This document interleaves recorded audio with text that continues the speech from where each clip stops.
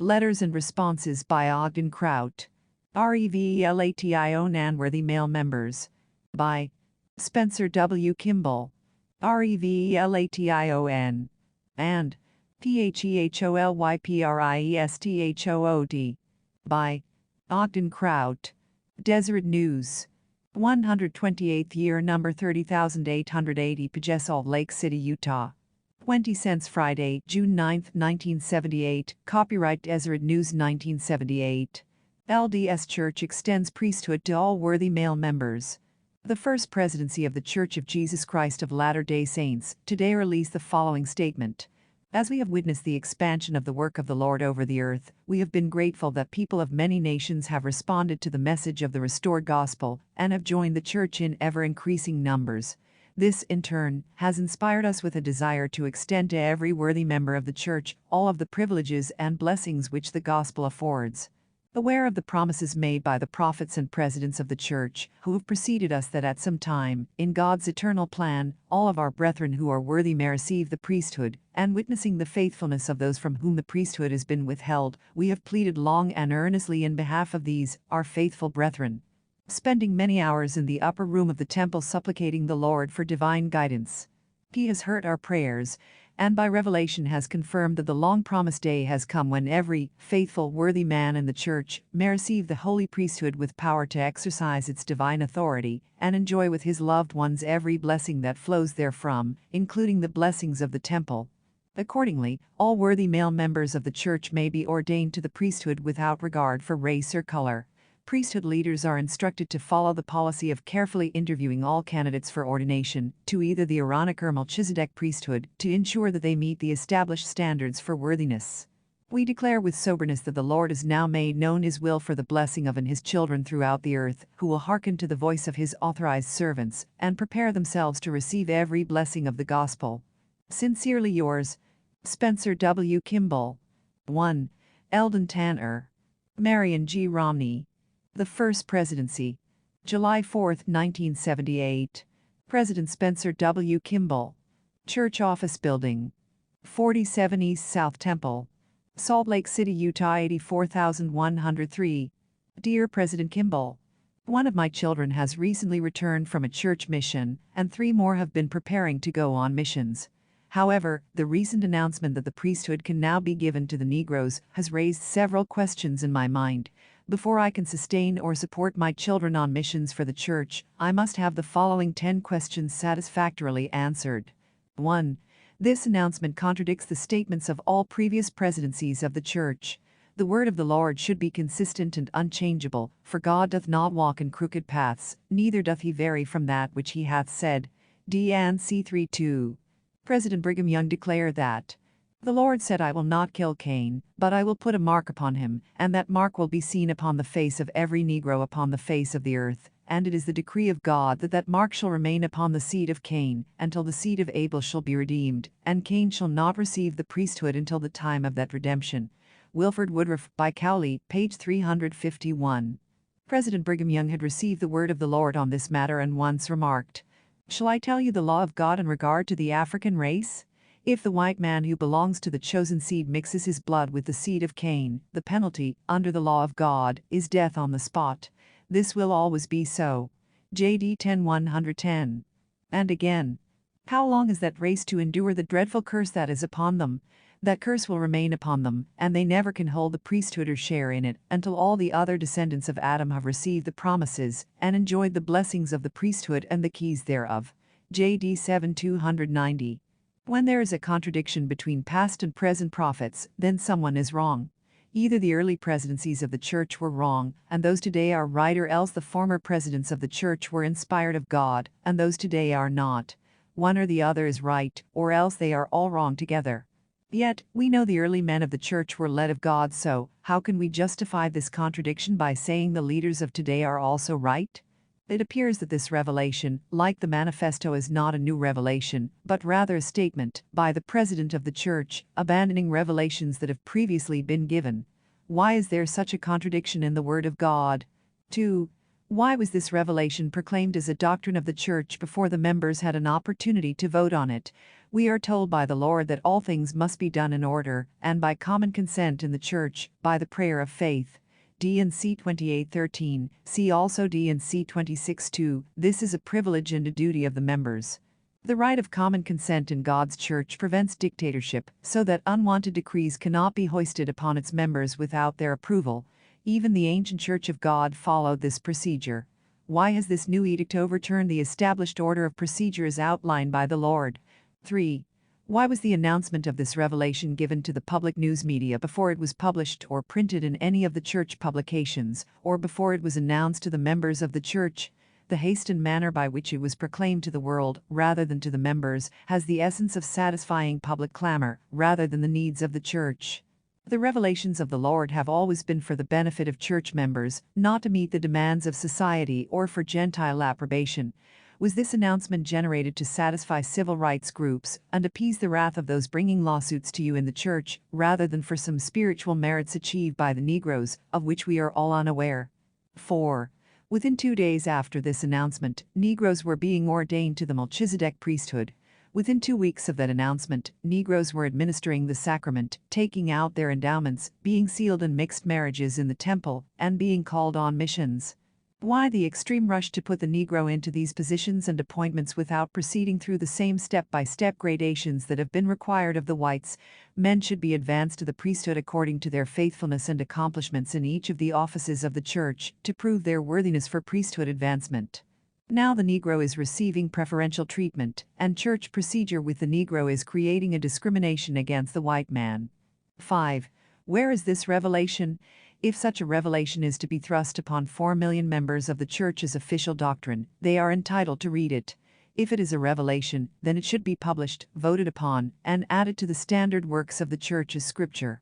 If the Lord should reveal something to you, which is of a personal nature, then you have the right to keep it secret, and probably should.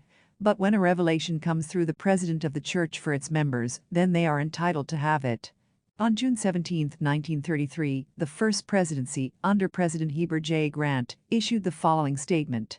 It is alleged that on September 26, 1886, President John Taylor received a revelation from the purported text of which is given in publications. As to this pretended revelation, it should be said that the archives of the church contain no such revelation. The archives contain no record of any such revelation, nor any evidence justifying a belief that any such revelation was ever given. From the personal knowledge of some of us, from the uniform and common recollection of the presiding quorums of the church, from the absence in the church archives of any evidence whatsoever justifying any belief that such a revelation was given, we are justified in affirming that no such revelation exists. Way of the Master, by Mark E. Peterson, page 58. I called up to the church archives to inquire about obtaining a copy of this latest revelation, but they informed me that they do not have any copy of it, nor do they know the whereabouts of that revelation. Am I justified then in saying that since the archives of the church contain no such revelation nor any evidence justifying belief that any such revelation was given, that I am also justified in affirming that no such revelation exists? On December 6, 1974, you sent a letter to all stake and mission presidents, bishops and branch presidents in the western United States and western Canada, recommending that they use the book The Way of the Master by Elder Peterson to help counsel members of the church who may be influenced by false doctrine being disseminated by apostate cultist groups. Also, you stated that you wanted them to be informed by that book so no member of the church be led astray by those who covertly try to teach falsehoods. You recommended reading chapters 8 through 15 for this purpose. May I remind you of a paragraph in chapter 11 which states, "Furthermore, so far as the authorities of the church are concerned and so far as the members of the church are concerned, since this pretended revelation, if ever given, was never presented to and adopted by the church or by any council of the church, and since to the contrary, an inspired rule of action, the manifesto, was, subsequently to the pretended revelation, presented to and adopted by the Church, which inspired rule in its terms, purport, and effect was directly opposite to the interpretation given to the pretended revelation, the said pretended revelation could have no validity, and no binding effect and force upon Church members, and action under it would be unauthorized, illegal, and void." The Way of the Master, page 58. Now then, since your revelation was never presented to and adopted by the members of the church, and your revelation is opposite to the inspired rule in its terms, purport, and was directly opposite to those revelations and teachings of the scriptures and prophets before you, then should I consider that your revelation could have no validity and no binding effect and force upon church members, and action under it would be unauthorized, illegal, and void? At least the revelation of 1886 began by saying, "Thus saith the Lord." It also said, "All commandments that I give must be obeyed by those calling themselves by my name, unless they are revoked by me or by my authority. And how can I revoke an everlasting covenant? For I, the Lord, am everlasting, and my everlasting covenants cannot be abrogated, nor done away with, but they stand forever." The hallmark of distinction between a prophet of Mormonism and all the rest of the world is a "Thus saith the Lord" revelation, which marks the stamp of divine approval on it. This is the distinction between false prophets and true prophets. Also, a true prophet will never call a "Thus saith the Lord" revelation from God a concocted, purported, or spurious revelation. Neither will he oppose it or its doctrines. As a matter of fact, the prophet Joseph Smith warned members that the devil could be detected by his contradicting a former revelation from the Lord. TPJS, page 215. In summary, then, your revelation, A, contradicts a former revelation, B, it has not been voted upon by the members of the church, and C, it is not to be found in the archives of the church or in any of the church publications. How then can we have any assurance that it came from God? 6. Calling the house of Cain to receive the rights of the priesthood makes a distinct change in our articles of faith. Since we no longer apparently believe in the literal gathering of Israel and the restoration of the 10 tribes, but now have included the tribe of Cain, I presume these articles will have to be rewritten. The Lord declared that we are called to bring to pass the gathering of mine elect, D&C 29:7. What has brought about this change that the call is being made to the unelected? Is there a justification and reason for this reversal in the articles of our faith? 7. According to the word of the Lord, the descendants of Cain received a dark skin, which was a distinguishing feature of those who would be cursed as pertaining to the priesthood, and should not have the right of possessing the priesthood. Abraham 1:27. If those of that lineage are worthy to receive the priesthood, why are they still cursed with a black skin? If God placed this mark upon that certain lineage for a particular reason, wouldn't he remove that mark when it was time for them to obtain the rights of the priesthood? He has removed that stigma before, 2 Nephi 36, and he can do this again if he chooses to bestow priesthood upon them. The skin of blackness was a curse given to the Negro race because of their disappointing weakness in the pre-existence. Therefore, they forfeited the right to obtain the priesthood and mortality. If they are still being born black, they must still be of that class to whom the curse was given in the pre-existence. How can there be any justification for giving the priesthood to anyone who still has the mark of a curse from their pre-mortal life? 8. Do members of the church now have any justifiable grounds for segregation of the race? Any mention of discrimination by natural selection or right of preference can now bring trouble and lawsuits by any blacks who wish to use the law for their own personal wishes. What right are members left to claim segregation of their own race? 9. How long and how many times has the presidency of the church appealed to the Lord for a change on this issue? The very fact that the Lord has warned us not to ask for that which you want not, D&C 8:10, because if ye ask anything that is not expedient for you, it shall turn unto your condemnation, D&C 88:65, should be remembered. When Joseph Smith continually pleaded to the Lord for permission to give the 116 pages of the Book of Mormon manuscript to Martin Harris, the Lord finally consented. The Lord finally gave him permission, not because it was right, but because of Joseph's persistence. I am wondering if such a situation has again occurred. Also, the prophet Balaam, because of his persistence, chose a different path to follow from that which the Lord revealed to him. See Numbers 22. 15 years ago, Hugh B. Brown told the news media that the first presidency was seeking for possible ways to change this ban to the Negroes, and that they were considering abandoning this doctrine in the church. The New York Times published the account in the following report.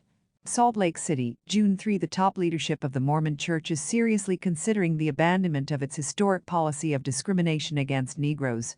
One of the highest officers of the church said today that the possibility of removing this religious disability against Negroes has been under serious consideration. We are in the midst of a survey looking toward the possibility of admitting Negroes, said Hugh B. Brown, one of the 2 counselors serving President David O. McKay in the first presidency of the Mormon Church.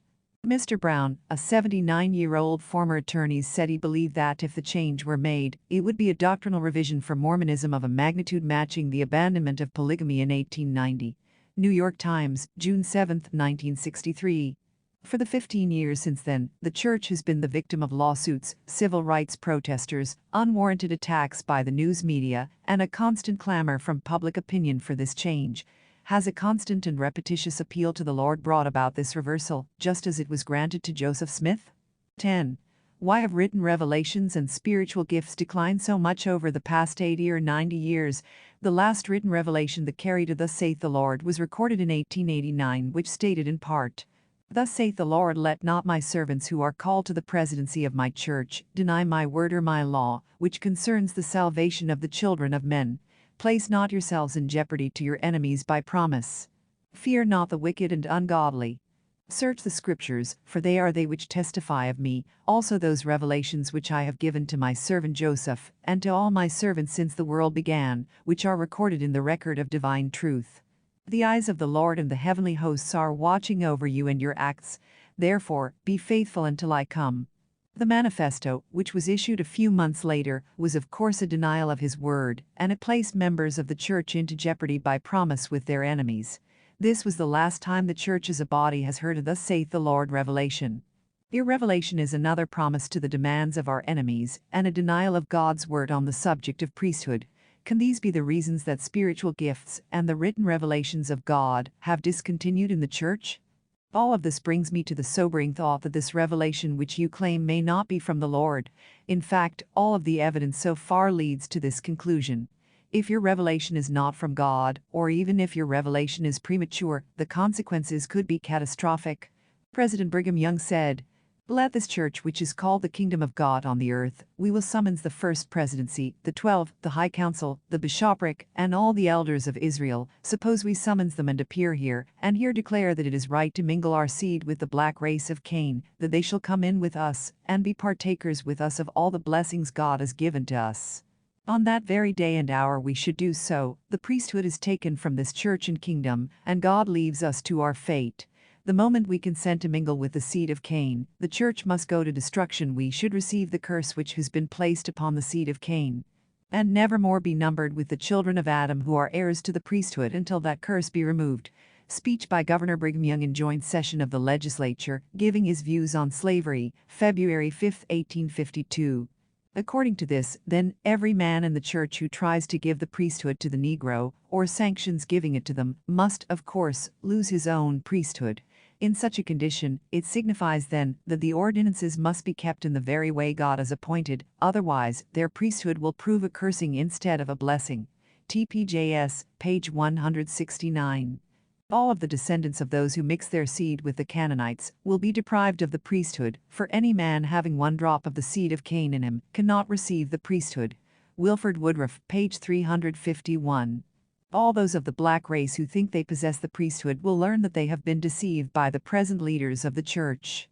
All of the black people, and those who have ordained them, who give ordinations and perform ordinances, will learn that they were of no avail. All their administrations will be vain. The gifts of God are all useful in their place, but when they are applied to that which God does not intend, they prove an injury, a snare and a curse instead of a blessing. TPJS, page 248. All those who have put their trust in your arm will learn that they have been deceived and cursed. D&C 119, 2 Nephi 434, Jur. 17:5. All those who seek to exalt the Negro will only bring themselves down to their station and lose the rights of the priesthood until the Negro does receive it. All those who believe that you received a true revelation and later learn that it was not true would say that you were guilty of blasphemy and that you were a false prophet because you produced a revelation that was not of God. The law of God declares such to be guilty of death. See Deut. 13:1-5. All of the temples would become corrupted by those who enter without the priesthood. Their ordinances and offerings would no longer be acceptable to the Lord, as in the case of Cain. In such a condition the Lord would someday be forced to return and set his house in order, and remove the Canaanite from his temples, as foretold in the Scriptures. And in that day there shall be no more the Canaanite in the house of the Lord of hosts. Zach. 14:21. If your revelation is not from the Lord, then you must someday answer to your forefathers who were before you. Your grandfather, Heber C. Kimball, like other great men, are not far from us, and know and understand our thoughts, feelings, and motions, and are often pained therewith. TPJS, page 326, from Heber C. Kimball to Father Abraham. You will have to answer for letting the Canaanites into the house of the Lord and defiling his temples.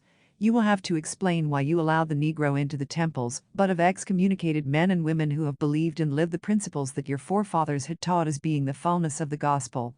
To more than 4 million members, you will have to answer for a curse upon the house of Israel. The consequences and results of your revelation could prove to be the forfeiture of celestial blessings from which sorrow and regret may never be overcome through all the eternities. Because these priesthood matters are of such vital importance, I have been prompted to write this letter. I would very much appreciate your interest and concern to such an extent that you would respond to these questions. Sincerely, Ogden Kraut, C.C., members of the First Presidency and Quorum of the 12. Deseret News, weekend of June 10, 1978 A3. Dissident calls change back CONVENIENT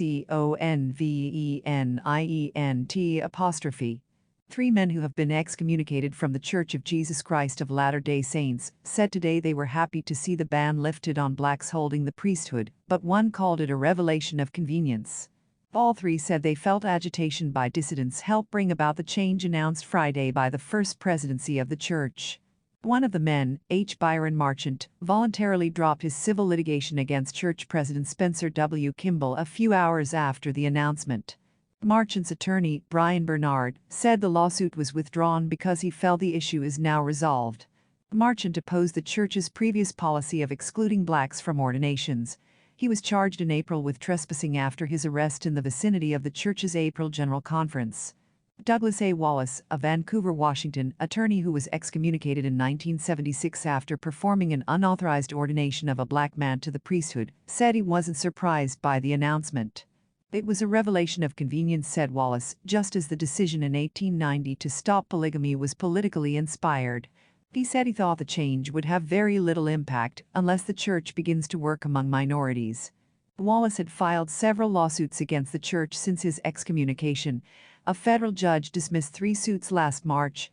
Wallace had sought $2.2 million in damages from the church, contending its actions had prevented him from practicing his religion. John Fitzgerald, former Mormon chaplain, said he would be willing to return to the church if leaders would rescind his excommunication, but said he would not be rebaptized because he feels he did nothing wrong in objecting to the issue. He said he thought the change of policy was long overdue. The church is very wise in making the change now, he said, because of the coming dedication of the temple in Brazil, where the church has had difficulty telling which members have black ancestry.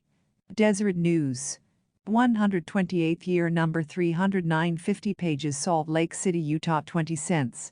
Weekend of June 10, 1978. Carter praises LDS action. President Spencer W. Kimball was commended for compassionate prayerfulness encouraged by President Jimmy Carter as reaction continued today to the First Presidency's announcement, ending all racial barriers to priesthood ordination.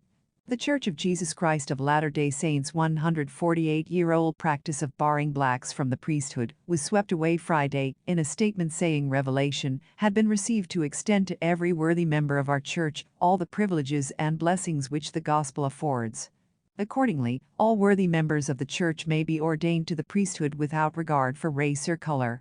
Reaction to the dramatic statement was overwhelmingly positive as the news swept across Utah and the nation Friday. Major news outlets held up editions to get the news in. Church office building employees were swamped with requests for additional comment by the news media and church members themselves. Black LDS church members were ecstatic. See related stories on A3. In a telegram to President Kimball, President Carter said, "I welcome today your announcement as President and Prophet of the Church of Jesus Christ of Latter-day Saints, that henceforth all worthy men in your church without regard for race or color relay have conferred upon them the priesthood in your church. I commend you for your compassionate prayerfulness and courage in receiving a new doctrine. This announcement brings a healing spirit to the world and reminds all men and women that they are truly brothers and sisters." Reaction of joyous black members was typified by James Dawson, a member of the Mormon Tabernacle Choir. "I am overwhelmed, grateful, This is a great blessing to the black brethren of the church." The announcement Friday fulfilled statements made by most LDS Church presidents since Joseph Smith that blacks would one day obtain the full blessings of the Church, including the priesthood. Speaking against slavery, Brigham Young once told the Utah legislature, "The day will come when all that race, blacks, will be redeemed and possess all the blessings which we now have." That statement was formally restated by President Wilford Woodruff in a first presidency announcement and has been widely quoted by church leaders ever since. President Kimball, in a press conference shortly after assuming the church leadership in 1973, said he had given the black priesthood problem much thought and prayer, and the day might come when blacks would be given the priesthood. He emphasized then that such a change in church practice would have to come through a revelation from God. "But we believe in revelation," he said. "We believe there are yet many more things to be revealed from the Lord." In the Friday announcement, the First Presidency made it clear that the new policy is based on revelation. We have pleaded long and earnestly in behalf of these, our faithful brethren, spending many hours in the upper room of the temple, supplicating the Lord for divine guidance. He has heard our prayers, and by revelation has confirmed that the long-promised day has come when every faithful, worthy man in the church may receive the holy priesthood. The announcement came after several months of careful study and consideration by the First Presidency and Council of the 12. A major problem the church has faced with its policy regarding blacks was in Brazil, where the church is building a temple. Many people there are mixed racially, and it is often impossible to determine whether church. See Carter on A3. Carter leads comment on LDS action. Continued from AL. Members have black ancestry. The practice of denying blacks the priesthood has long been a difficult public issue for the church, and in the past the church has been severely criticized for it. However, the announcement changing the practice came at a time when comparatively little pressure was being received by the church to change it. During the 1960s, when racial tensions often erupted into violence, the church and its institutions were subjected to great hostility and repeated protests, especially at athletic events. Male LDS church members generally receive the Aaronic priesthood at the age of 12, and the Melchizedek priesthood, if they are deemed worthy, at age 18 or 19. Priesthood holders are allowed to officiate in church ordinances, depending upon which office they hold. As news of the First Presidency's announcement swept across the country and the world, it was hailed as the most important day for the church of this century. Dr. Sterling M. McMurrin, Dean of the University of Utah Graduate School and a longtime critic of the church's position. Senator Orrin Hatch, R. Utah, said he shares the joy of the Church First Presidency and members throughout the world that the answer to our sincere and ongoing prayers to our Lord has come. Salt Lake City Mayor Ted Wilson said, "According to my personal religious beliefs, God has spoken through the prophet of the Church of Jesus Christ Latter-day Saints. I am more than delighted and gratified that people of all races can now receive the full range of blessings from the Church." Passers-by on the street interviewed by news media were nearly all pleased with the church announcement. The Salt Lake Branch, National Association for the Advancement of Colored People, sent a telegram to LDS Church headquarters saying, "Congratulations to you in the ADS LDS Church upon today's announcement that all male members regardless of race shall be received into the priesthood. We have been of the opinion for many years that your prior practice of exclusion of blacks from progression has extended into secular affairs and has done much to sustain discrimination in areas of employment, housing, education and cultural affairs. Your decision today will do much to change that opinion and, undoubtable, will have an effect toward eradication of unjustifiable treatment to any people based on race."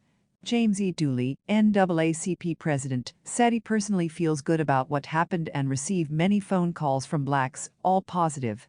Rabbi Abner Bergman, Congregation Kol Ami, said he was delighted when he heard the news. "For some time the Mormon people have practiced equality and fairness in their dealings with human beings of different faiths and racial backgrounds," he said. The statement issued by the church serves to give an outward manifestation to what has long been unspoken personal relationships of equality between Mormons and others. Because this statement will carry the weight of law within the church, it will serve to make more fully manifest the ideals and equality the church upholds. Bishop Otis Charles, Episcopal Diocese of Utah, said, "I think we should share the joy that must be in the hearts of men."